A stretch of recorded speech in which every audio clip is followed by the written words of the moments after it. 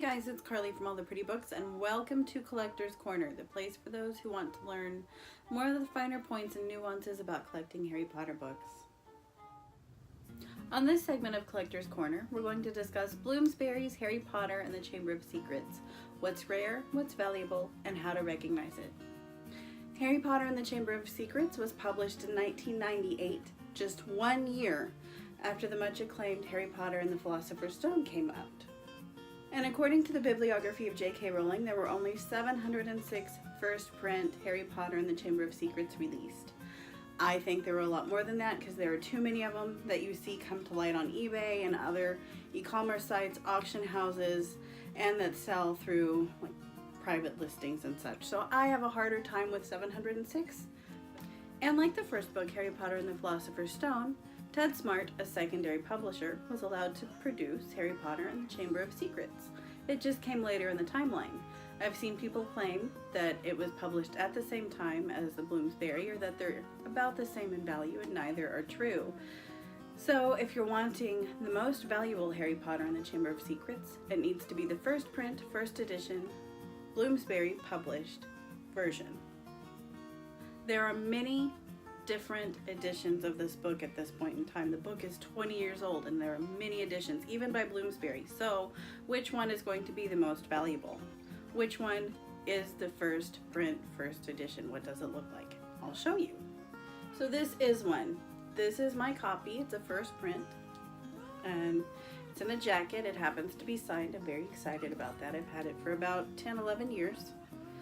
But there's a few things that can tell me just by looking at the jacket that at least it's an early print. And you're going to see this blue badge right here.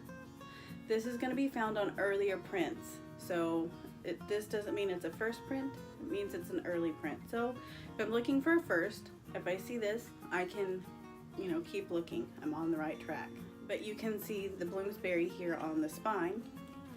And if you look at the back of the jacket, you'll see the Bloomsbury logo, that little dog. So again, that tells me Bloomsbury. It's not going to be a Ted Smart. It's not going to be a Canadian version, which is great. It's just not what I'm looking for right now. But you have to be careful because this could still be the Australian version. The Australian version looks very similar to the UK. And we're going to check out the boards because it could still be an early jacket, but it could be a later book.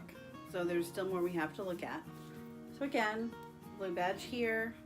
Really what we've got to look at is the copyright page. The copyright page is going to be what tells us all we need to know.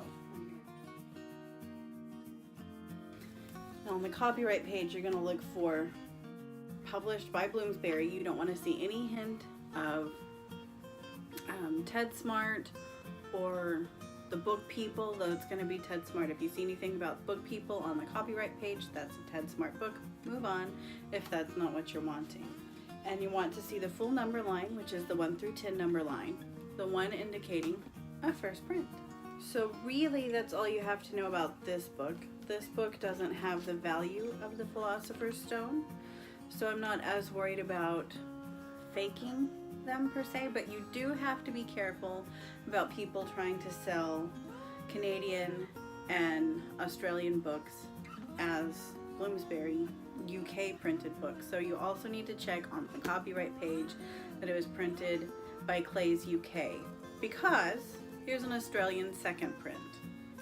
It does not have the blue badge, so that's at least something. I don't know if the first print does, but the second print, it's already gone. But the spine says Bloomsbury, and on the back you see the little dog. And the copyright page looks quite similar. Printed and bound in Australia by Australian Print Group.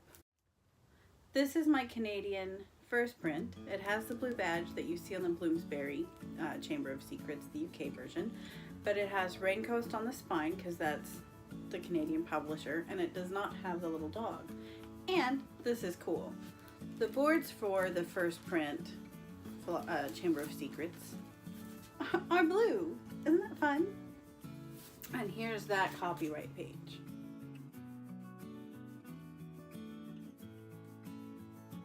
I've also seen people trying to pass off these really cool Canadian Magic editions as a first print, first edition of Harry Potter and the Chamber of Secrets, and it's not. This is the really cool deluxe edition of Harry Potter and the Chamber of Secrets, published by Bloomsbury. There's the little doll, the Bloomsbury logo, and they've tried to claim it's a first, and I've told a few people that it's not a first edition, it's the deluxe edition, and it matters because, again, value. And most of the time I either got no reply, thanks, and they didn't change their ad. So, you know, I have to educate the consumer, not necessarily the seller, because most sellers don't want to listen to me. So it's not a first edition, it's just pretty. And this is a softcover edition of Harry Potter and the Chamber of Secrets. Even in first print form, this book will never be a first edition because it was not released at the same time as the hardcover.